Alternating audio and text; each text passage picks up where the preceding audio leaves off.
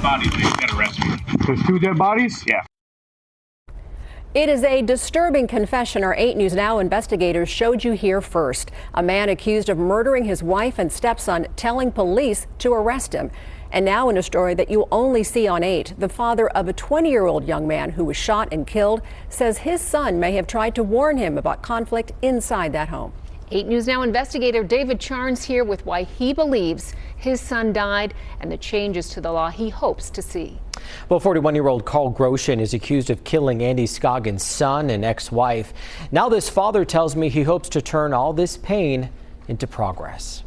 He didn't leave his little brother, half-brother, and he didn't leave his mother. Andy Scoggins believes his son, Evan, died protecting his mother and half-brother inside their Henderson home. 41-year-old Carl Groshin, Evan's stepfather, charged in the double murder.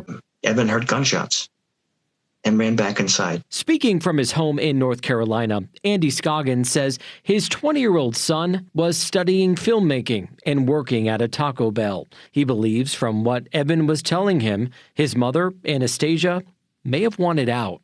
Divorce was looked into. Anastasia, according to Evan, had sought counsel and the divorce lawyer. Yeah, you got to take me. Video the 8 News Now investigators first obtained shows police arresting Groshin shortly after the murders. Andy Scoggins says Evan feared his stepfather would be violent. In one message, Evan asked his father to sign a student loan, warning if not, quote, things won't be good for me. The anger won't bring my son back, but it will give him a small taste of what things have been like for me and my family, and for Anastasia's family, more importantly. Also important to Andy Scoggins, possibly changing the law to get a clear picture of possible impairment, not just in DUIs. I think with violent crime in general, it's important to understand someone's state of mind. 2 dead bodies. They got arrested. That video shows Groshin coming out of the house carrying several prescription bottles. Andy Scoggins wants to know what may have been in Groshin's system. A process that is not standard in Nevada because officers have no probable cause to take a person's blood. There's lots of questions that we can just check the box with toxicology. Other unanswered questions: how and why burglars targeted the home not once, but twice since the killings, stealing electronics and furniture. Andy Scoggins says thieves also stole Evan's and Anastasia's cars after the murders. Murders Evan Scoggins may have tried to warn about. What do you do for your mom? Anything,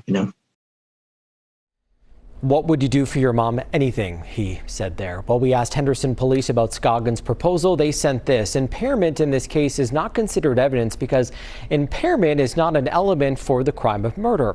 Contrast this to a DUI case where it specifically hinges on the element of impairment. This would not be something we would change within our policy to obtain such tests.